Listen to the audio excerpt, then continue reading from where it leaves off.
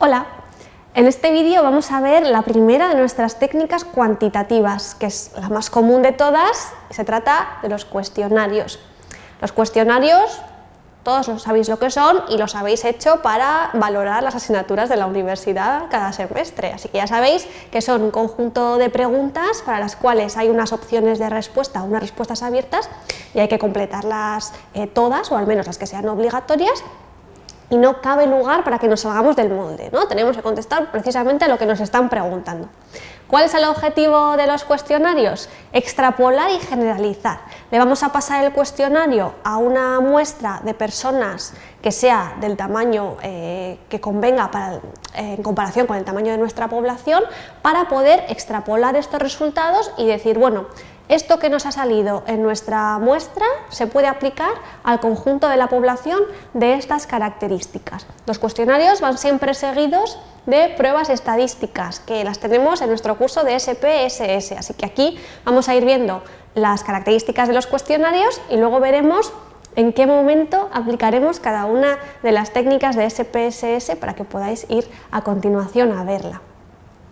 Lo más importante a la hora de hacer un cuestionario es saber qué información estamos buscando y por qué, porque si no nos van a salir un montón de preguntas que cuando estamos haciendo el cuestionario diremos, bueno, el cuestionario va sobre la calidad de mi producto, pero también sería interesante preguntar sobre cómo de bonito es mi packaging. Bueno, no procede, no tenemos que meter nada que no sea objeto de la información buscada. ¿Y eso por qué? Pues porque los cuestionarios al final se hacen largos y el que responde se aburre y los puede dejar a mitad de camino. Entonces lo que menos queremos hacer es rellenarlo con preguntas que todavía lo van a hacer más largo y que encima no nos interesan.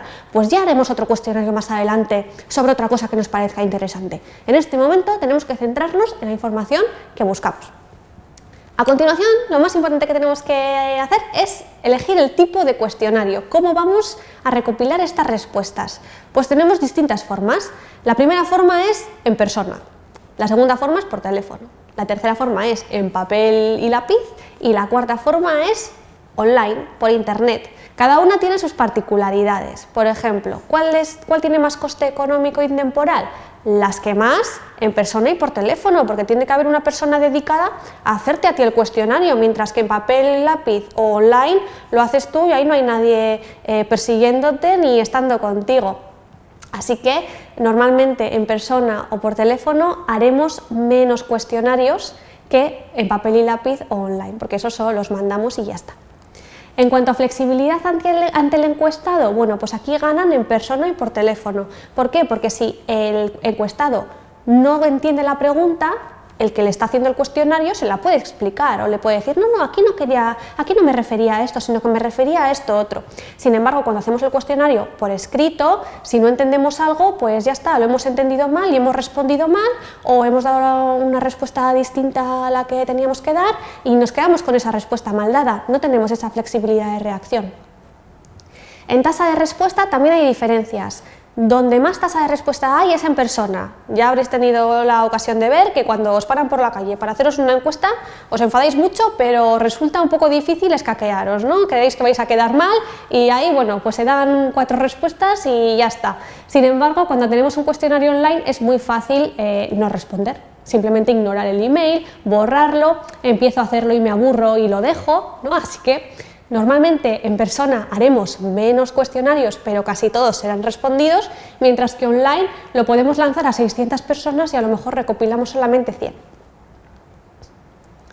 Y por último, en percepción del anonimato, donde menos percepción del anonimato hay es online y también en papel y lápiz, porque te están mandando el cuestionario a tu casa o te estás metiendo con tu cuenta de Google a contestarlo y pues crees que ya está eso vinculado y van a saber que eres tú. Mientras que, por ejemplo, en persona, si te han parado por la calle, pues no saben quién eres. Entonces tú respondes y ya está, no van a saber nada más de ti. Y por teléfono, bueno, también se percibe cierto anonimato, pero no dejan de tener tu número de teléfono, así que también hay a veces reticencias a contestar. Bueno, en tercer lugar, la tercera cosa más importante a decidir son las preguntas, y no solo las preguntas sino el wording, esto es cómo están las preguntas escritas, qué transmiten y cómo las puede entender la persona que está respondiendo. Hay preguntas que están bien escritas y hay preguntas que están mal escritas, y por tanto las mal escritas siempre nos van a llevar a respuestas que no nos interesan o no son fiables. Normalmente para hacer un buen cuestionario las preguntas tienen que ser simples y claras y tienen que responder a la mayor parte de estas preguntas posible. Decir quién, qué, cuándo, dónde, cómo, por qué y para qué. Hay veces que no podemos responder a todas, pero cuantas más preguntas de estas están incluidas en nuestra pregunta del cuestionario, mejor. Ejemplos. ¿Qué marca de champú se compra en tu casa? Esta pregunta no está bien hecha porque no es lo suficiente específica. No sabemos quién está comprando esto y en tu casa no sabemos si una persona usa una o usa otra. El que responde no sabe muy bien lo que le estamos preguntando. La tenemos que hacer más específica. Por ejemplo, ¿qué marca o marcas de champú has utilizado tú en casa en el último mes? Y en el caso de ser más de una, menciona todas las que recuerdes. Aquí ya sabemos qué estamos buscando, quién está utilizando ese champú, cuándo, en el último mes, porque el año pasado igual yo no me acuerdo, pero el último mes sí.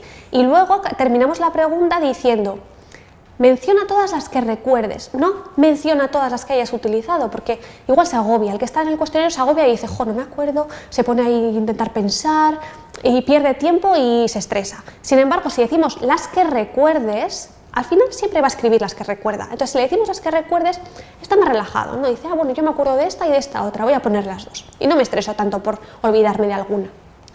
Más ejemplos. ¿Cuánto utilizas el coche para ir a trabajar? ¿Cuánto utilizo el coche para ir a trabajar? ¿Cuándo?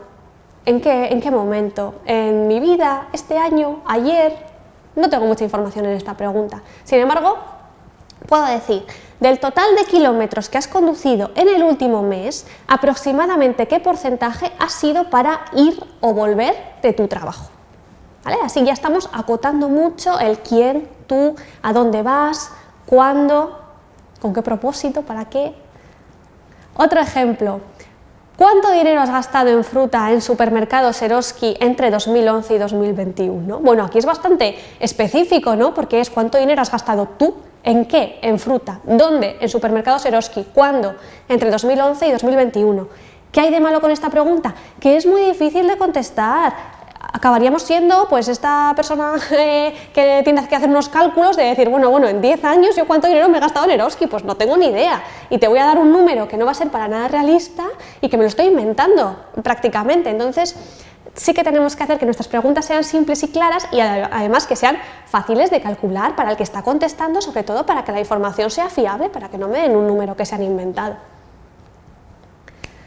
Además, tenemos que evitar la ambigüedad en nuestras preguntas. ¿Qué significa esto? Pues, por ejemplo, aquí, ¿de cuántos miembros se compone tu familia? ¿Cómo que de cuántos miembros se compone mi familia? ¿Quién es mi familia? ¿Mis primos segundos? ¿Las tías de mi abuela del pueblo? ¿Quiénes son estas personas? ¿No? ¿Me cuento a mí mismo? No lo sé. Tenemos que especificar más. ¿Cuántas personas, incluyéndote a ti, vivís actualmente en tu domicilio de residencia?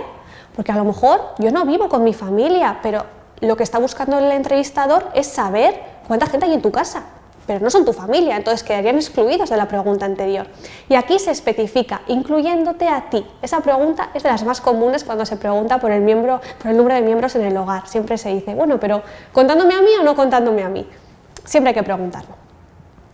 Aquí tenemos otro ejemplo de preguntas ambiguas. En un mes normal, ¿cuántas veces acudes a un centro comercial?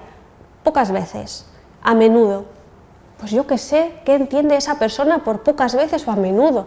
¿Ir 2 veces es ir a menudo o es ir pocas? O igual una persona que va 6 veces, un mes ha ido 1 y le parece poco. Sin embargo, alguien que no va nunca, va 1 vez y ya le parece mucho. Tenemos que especificar, quitar esa ambigüedad. Tengo que decir 1 o 2, 5 o 6, más de 6, porque eso es un dato objetivo y lo van a poder expresar de tal manera. Pues yo no sé si he ido muchas o pocas, pero he ido 5. Ahí el encuestador que lo clasifique como quiera.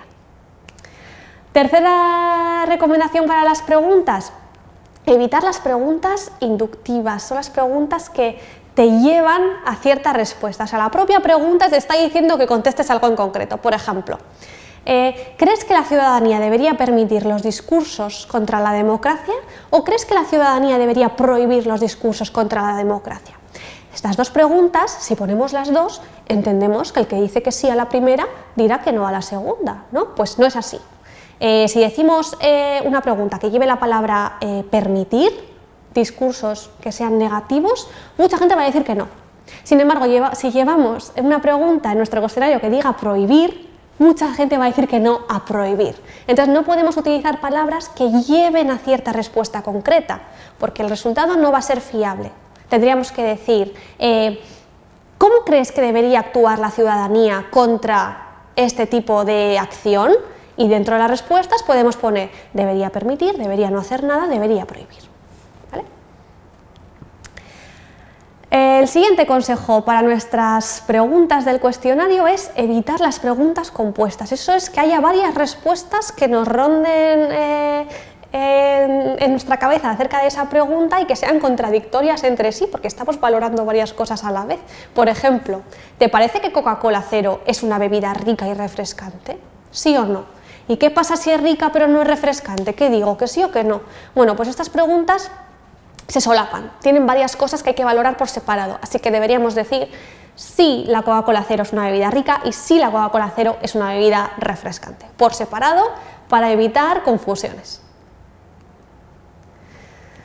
El siguiente paso a la hora de seguir con nuestro cuestionario, una vez ya hemos decidido nuestras preguntas simples y concretas, es determinar, pues si ya nos la pregunta, la respuesta. ¿Cómo puede ser nuestra respuesta? Nuestra respuesta puede ser estructurada o no estructurada.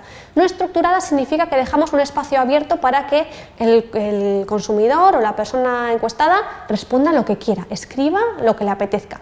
Y una respuesta estructurada significa que va a tener una serie de opciones entre las cuales va a poder elegir y nosotros luego recibiremos esa información ya en filas y columnas lista para analizar. Dentro de la respuesta estructurada tenemos la típica opción múltiple, una respuesta dicotómica que es de sí o no, o una respuesta de escala, pues del 1 al 5, cuánto te gusta cierta cosa. Vamos a tener un vídeo a continuación solamente acerca de las escalas, así que aquí no me detengo más y lo vemos más adelante. El siguiente paso es determinar la secuencia de las preguntas, saber qué pregunta pongo primero y qué pregunta pongo después. Normalmente las preguntas se estructuran de esta manera, primero las más generales y por último las más específicas. Dentro de las más generales podemos tener preguntas filtro, por ejemplo la edad. Y si alguien tiene más de cierta edad o menos de cierta edad, quizá para mi estudio no me interesa, así que para esa persona el cuestionario ha terminado. No tiene que seguir respondiendo, no quiero recopilar la respuesta. También ponemos en contexto dentro de estas preguntas generales. Podemos preguntar por el ámbito de estudio, podemos preguntar por ese tipo de producto, cierto tipo de consumo, para luego ir bajando hacia las temáticas de interés o las preguntas más difíciles de sí, pero de este producto, ¿cuáles son las cosas que más te gustan? ¿Y qué diferencias ves entre esta marca y esta otra? ¿No? Ya nos metemos en harina y le empezamos a hacer preguntas que son más de pensar o de elaborar. Y por último tendremos las preguntas más sensibles, las que cueste más que ellos respondan a esa información, también las preguntas demográficas, ¿no? Las preguntas demográficas siempre las pondremos al final para que el que responde no se canse desde el principio, porque son muy fáciles de contestar y cuando ya hemos terminado le decimos, bueno, pues ya está, ahora solo responde a estos datos demográficos y has terminado. Por ejemplo, si estamos en el mercado de los esquís o de las tablas de snowboard y queremos hacer un cuestionario relativo a cierto producto que queremos lanzar, en preguntas generales, ¿qué preguntaremos? Pues igual queremos hacer un filtro de si practicas esquí o si practicas snowboard y si dicen que no, pues ya no quiero seguir con esa persona, no me interesa su respuesta, corto. También vamos a poner en contexto el cuestionario que estamos haciendo, le podemos ir preguntando, ¿y cuántas veces haces esquí al año? ¿Y dónde sueles ir? ¿No? Preguntas fáciles sobre ese tipo de consumo. Luego bajamos más a preguntas para entrar en harina, por ejemplo, ¿cuáles de estas características te gustan más en unos esquís? ¿O cómo valorarías este tipo de nueva característica? Y por último ya iremos a las preguntas muy específicas, quizá el producto que queremos lanzar. Si lo enseñamos y le decimos, bueno, pues en este producto, ¿cómo valoras esto? ¿Cómo valoras lo otro? ¿Cómo te sentirías al llevar esta marca? ¿Vale? Eso ya sería lo último. El siguiente paso para hacer nuestro cuestionario ya es el diseño físico que va a tener. Muy importante, no podemos diseñarlo de cualquier manera, tiene que tener una estética atractiva, las preguntas no tienen que estar apelotonadas, se tiene que respirar aire, ¿no?, entre una respuesta y otra, porque si no se va a encontrar abrumado con tanta información y no va a poder leerlo bien. Si tenemos que introducir vídeos, en el caso de los cuestionarios online, o fotos, hagámoslo porque le tenemos que poner en contexto de esa pregunta. Quizá una foto es mucho más explicativa que cualquier párrafo que podamos escribir para describir una característica o una situación.